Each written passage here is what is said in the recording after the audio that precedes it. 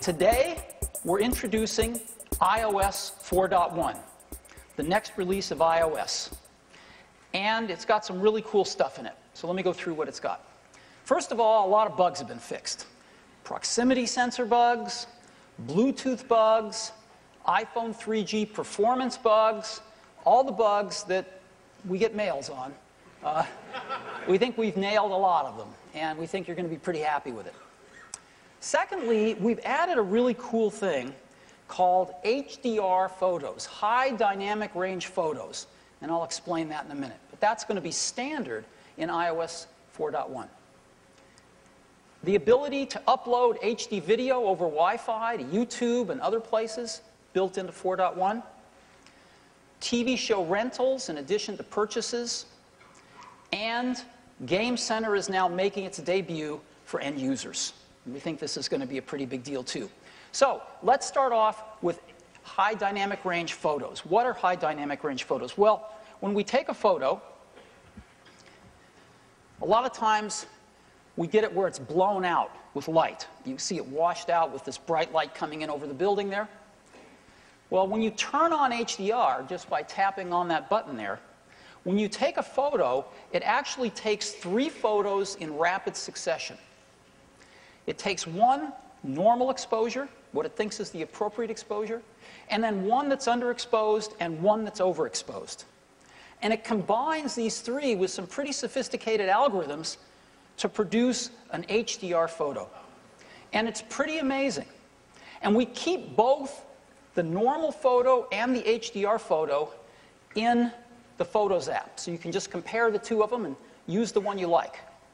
But it's really remarkable in some photos. And let me show you a few other examples. Here's another one where you can see how HDR has pulled out the sky and pulled out the detail in the foreground.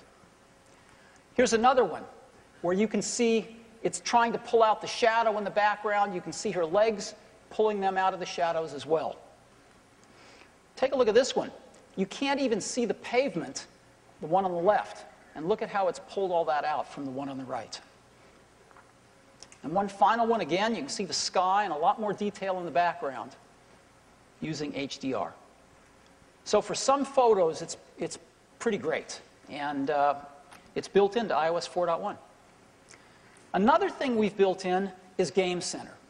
And Game Center is both APIs for developers to build into their apps, and it's an app called Game Center right on the phone. Game Center is all about multiplayer games. And it allows you to challenge your friends to multiplayer games, and they can challenge you. And if you don't have any friends, it'll auto-match you with people. So it's pretty great in that way, too. And you can compare scores, and you can discover new games your friends are playing.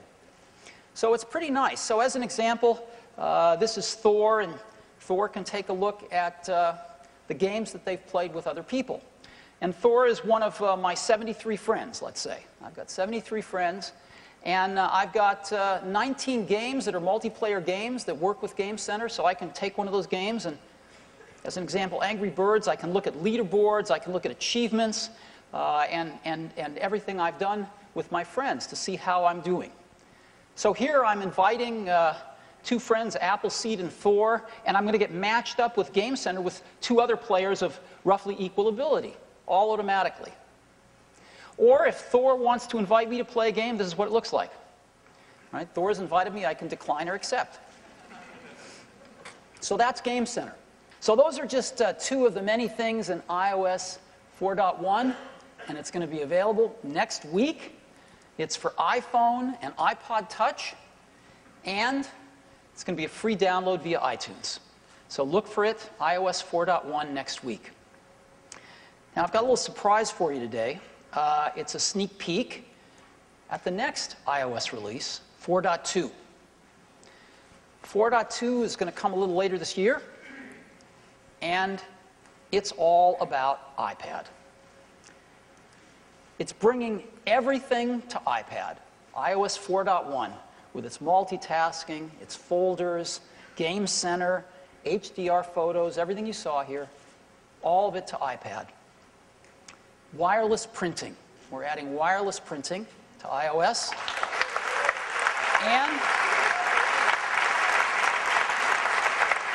And we're adding something really cool called AirPlay, which we'll talk about a little later today. So let me give you a little feel for printing. So let's say we're in Pages on the iPad and we want to print. And we push the Tools button here with our finger, and we get up our tools and we see there's Print now. And we push Print, and we get to select our printer. We get the number of pages, very, very simple, and we can just say Print. Now, again, select a printer for the front office. So we're going ahead and we're printing. Whenever we're printing, down below, if we bring up the multitasking bar, we see that it's put Print Center right in the front and shown us how many jobs are printing, in this case 1, and we can go examine it. We can even cancel it if we want to. So that gives you a feel for how simple printing is going to be in iOS, and it's very powerful. Now, what is AirPlay? Well, you know what iTunes is. It's streaming music over Wi-Fi to an Airport Express base station so you can listen to music all over your house from your mobile device. Well, we're changing the name of AirTunes to AirPlay because it's not just going to be music anymore. You're going to be able to stream audio, but also video and photos over Wi-Fi to other devices. And we'll get into that a little bit later. So let me just give you a brief demo of iOS 4.2 running on an iPad.